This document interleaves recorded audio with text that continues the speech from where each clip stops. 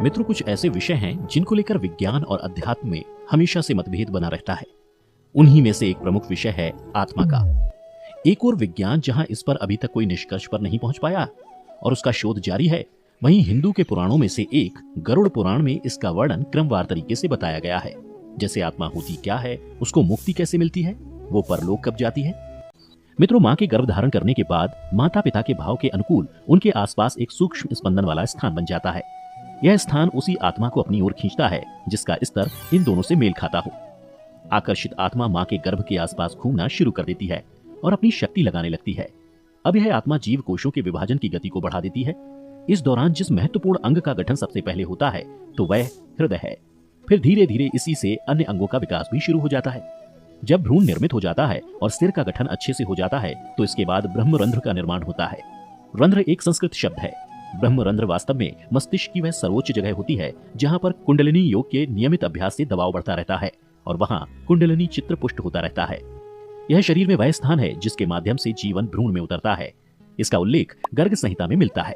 जिस क्षण ब्रह्मरंध्र पूरी तरह से सृजित हो जाता है तब आत्मा उसी 12वें बिंदु से प्रवेश करती है और ये भ्रूण के विकसित होने के 3 माह के अंतर्गत ही होता है। मित्रों, यहाँ एक महत्वपूर्ण बात आपको बता दें कि महायोगी लोग उसी स्थान पर ध्यान केंद्रित करके प्राण निकालकर मुक्त हो जाते हैं।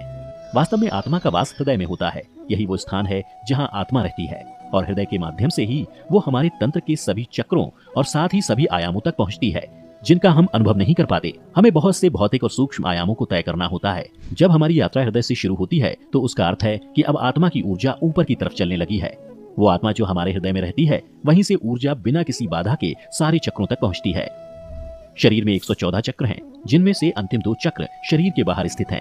यदि आपकी भौतिकता से परे एक आयाम आपके भीतर एक निरंतर सक्रिय प्रक्रिया बन जाता है तो कुछ समय बाद ये 2 चक्र जो आमतौर पर निष्क्रिय होते हैं सक्रिय हो जाते हैं।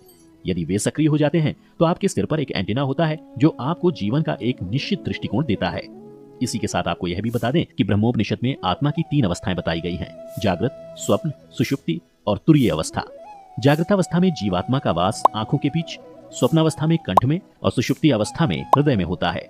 जैसे सूर्य एक जगह रहता है और उसका प्रकाश दूर तक फैला रहता है, उसी तरह जीवात्मा का वास एक ही जगह होता है और उसकी चेतनधार पूरे शरीर में बिखरी होती है। तुरीय अवस्था के बारे में आदि गुरु शंकराचार्य ने बताया है कि इस अवस्था में सभी दृश्य तथा ज्ञान का विलय हो जाता है। केवल परब्रह्मा के समान निर्विकल्प निर्विचार शून्य अवस्था प्राप्त हो पाती है। इस स्थिति में सभी विकल्प समाप्त होकर केवल ज्ञान ही शेष रह जाता है। यही जीवात्मा की मुक्तावस्था है। ऐसी अवस्था में पहुंचने के लिए कड़ी साधना की जरूरत पड़ती है। इस अवस्था को प्राप्त करना साधारण मनुष्य के बस के बाहर है। उम्मीद करते हैं